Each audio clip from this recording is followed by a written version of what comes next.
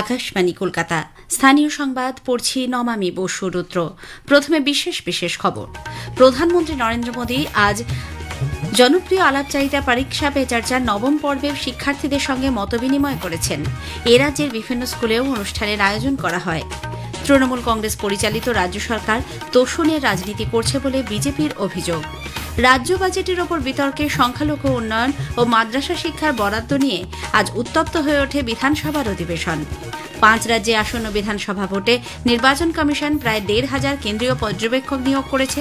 আরজি কর medical college ও হাসপাতালে আর্থিক দুর্নীতির বিরুদ্ধে প্রাক্তন ডেপুটি সুপার আক্তার আলীকে গ্রেপ্তারের নির্দেশ দিয়েছে আদালত।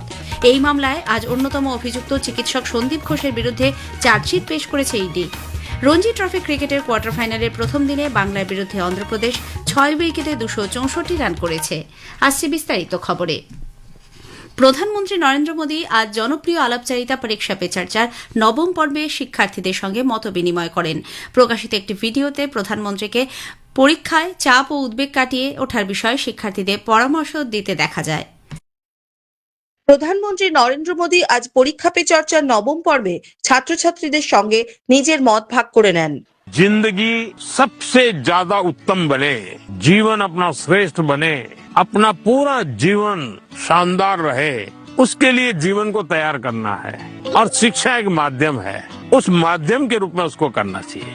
এ রাজ্যেরও বহু স্কুলে পরীক্ষা পে চর্চা অনুষ্ঠানটি দেখানোর ব্যবস্থা করা হয়।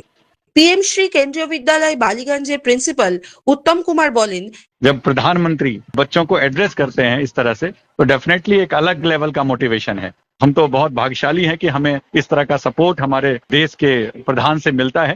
पीएम श्री केंद्रीय विद्यालय बैराकपुर आर्मी स्कूलेर भारप्राप्त प्रिंसिपल हिमांशु शेखर राणा बोलें, প্রধানমন্ত্রী যেভাবে বাচ্চাদের চিন্তাগুলোকে শুনলেন সেটা সত্যি খুব মোটিভেটেড।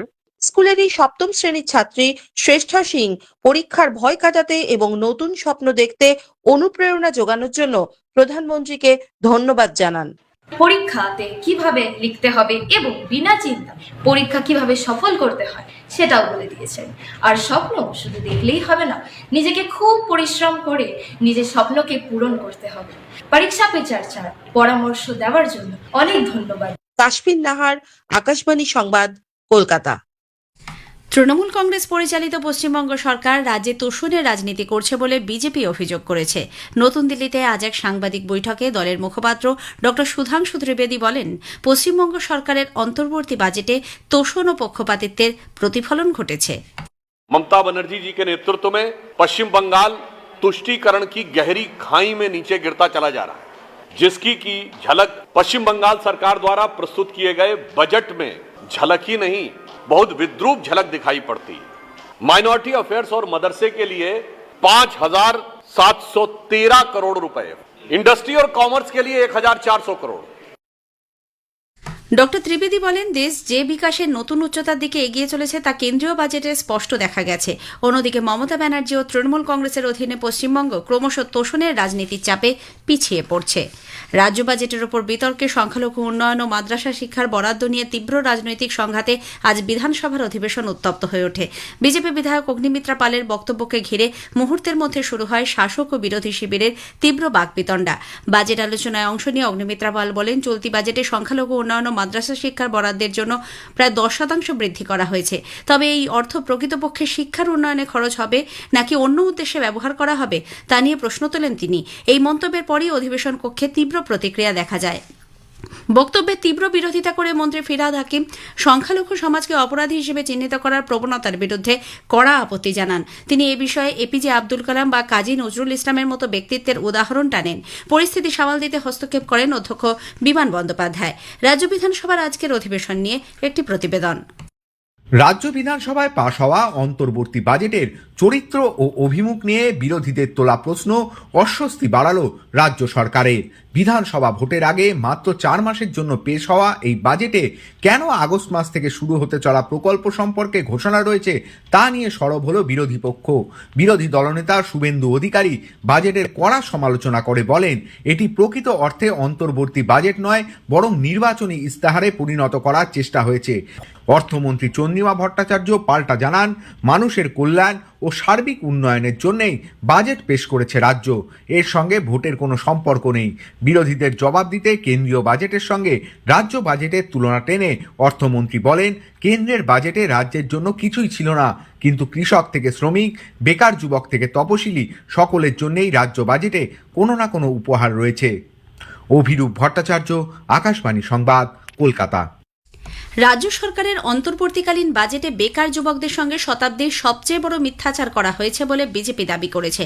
কলকাতায় আজ এক সাংবাদিক বৈঠকে বিরোধী দলনেতা শুভেন্দু অধিকারী অভিযোগ করেন, এই অন্তর্বর্তীকালীন বাজেট বা ভোট অন অ্যাকাউন্টে বেকার যুবক যুবতীদের আগস্ট মাস থেকে ভাতা দেওয়ার প্রতিশ্রুতি দেওয়া হয়েছে। তবে মেয়াদ উত্তীর্ণ বাজেটে সেই প্রতিশ্রুতি কোনোভাবেই কার্যকর করা সম্ভব নয়। বিরোধী দলনেতা জানান, 2011 সালে রাজ্যে 51টি কর্মবিনিয়োগ কেন্দ্র এবং সেখানে প্রায় 1 কোটি বেকারের নাম নথিভুক্ত ছিল।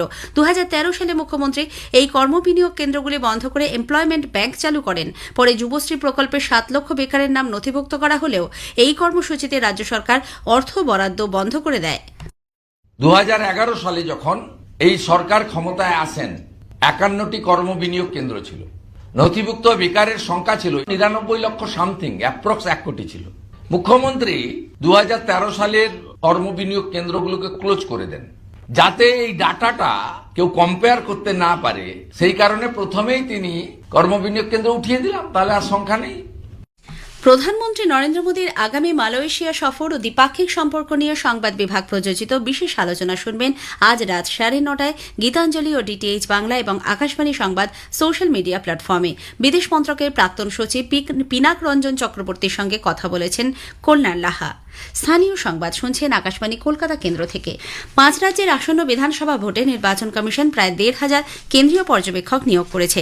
গতকাল ও আজ 2 দিনে দিল্লিতে এই পর্যবেক্ষকদের ব্রিফিং তথা প্রশিক্ষণ পর্ব অনুষ্ঠিত হয়। 3 দফায় মোট 1444 জন কেন্দ্রীয় পর্যবেক্ষক বৈঠকে অংশ নেন। নির্বাচন কমিশন সূত্রে জানা গেছে, অসম, কেরল, পুদুচেরি, তামিলনাড়ু ও পশ্চিমবঙ্গে বিধানসভা নির্বাচনের জন্য এদের নিয়োগ করা হবে। ব্রিফিংয়ে 714 জন সাধারণ পর্যবেক্ষক, 233 জন পুলিশ পর্যবেক্ষক এবং 497 জন ব্যয় পর্যবেক্ষক যোগ দেন। শেষ দিনের বৈঠকে মুখ্য নির্বাচন কমিশনার জ্ঞানেশ কুমার বলেন যে আইন ও কমিশনের নির্দেশিকা মেনেই ভোট পরিচালিত হবে, এক্ষেত্রে ব্যতিক্রমের কোনো সুযোগ নেই। আরজিকর মেডিকেল কলেজ ও হাসপাতালে আর্থিক দুর্নীতির বিরুদ্ধে সরব হওয়া প্রাক্তন ডেপুটি সুপার আখতার আলীকে গ্রেপ্তারের নির্দেশ দিয়েছে আলিপুরের বিশেষ সিবিআই আদালত। গত ডিসেম্বরে এ সংক্রান্ত মামলায় তাকে আদালতে হাজিরা দেওয়ার নির্দেশ দেওয়া সত্ত্বেও তা না মানায় তার নামে জামিন অযোগ্য গ্রেপ্তারি পরোয়ানা জারি করা হয়েছে। যদিও ডক্টর আলীর আইনজীবী আদালতে জানিয়েছেন, অসুস্থতার কারণে তিনি নার্সিংহোমে ভর্তি, কিন্তু ইচ্ছাকৃত হাজিরা এড়াতেই অসুস্থতার কথা জানানো হচ্ছে বলে বিচারকের পর্যবেক্ষণ। উল্লেখ্য, আরজিকরের আর্থিক দুর্নীতিতে প্রাক্তন ডেপুটি সুপার আখতার আলী নিজেও যুক্ত বলে সিবিআই তার চার্জশিটে জানিয়েছে। গত বুধবার কলকাতা হাইকোর্ট তার আগাম জামিনের আবেদনও খারিজ করে দেয়। এদিকে এই মামলায় আজ চার্জশিট পেশ করেছে ইডি। এতে অন্যতম অভিযুক্ত হাসপাতালের প্রাক্তন অধ্যক্ষ চিকিৎসক সন্দীপ ঘোষের নাম রয়েছে। এছাড়াও হাসপাতালে চিকিৎসার সরঞ্জাম সরবরাহকারী সংস্থার মালিক বিপ্লব সিংহ, সুমন হাজরার নামও এই চার্জশিটে রয়েছে। সুপ্রিম কোর্টের নির্দেশ মেনে সরকারি কর্মচারীদের বকেয়া মহার্ঘ ভাতার 25% মিটিয়ে দেওয়ার আবেদন জানিয়ে সংগ্রামী যৌথ মঞ্চের তরফে আজ রাজ্য সরকারের কাছে ডেপুটেশন জমা দেওয়া হয়। মঞ্চের আহ্বায়ক ভাস্কর ঘোষ জানিয়েছেন, নবান্নে এই ডেপুটেশন জমা দেওয়ার কথা থাকলেও আদালতের রায়ের কপি সহ সব নথি ট্রাফিক গার্ডের কাছে জমা দিতে বলা হয়। সুপ্রিম কোর্টের নির্দেশ দ্রুত কার্যকর করার ক্ষেত্রে সরকার উদ্যোগী নয় বলেও অভিযোগ করেন তিনি। কল্যাণীতে 5 দিনের রঞ্জি ট্রফি ক্রিকেটের কোয়ার্টার ফাইনালের প্রথম দিনে আজ বাংলার বিরুদ্ধে অন্ধ্রপ্রদেশ প্রথম ইনিংসে 6 উইকেটে 264 রান করেছে। টসে জিতে বাংলা অন্ধ্রপ্রদেশকে প্রথমে ব্যাট করতে পাঠায়। শেষ করার আগে স্থানীয় সংবাদের বিশেষ কিছু অংশ আরও একবার। প্রধানমন্ত্রী আজ পরীক্ষা পে চর্চার 9ম পর্বে শিক্ষার্থীদের সঙ্গে মত বিনিময় করেন। তৃণমূল কংগ্রেস পরিচালিত রাজ্য সরকার তোষণের রাজনীতি করছে বলে বিজেপির অভিযোগ। স্থানীয় সংবাদ শেষ হলো, এরপর খেলার খবর 8টা বেজে 10 মিনিটে।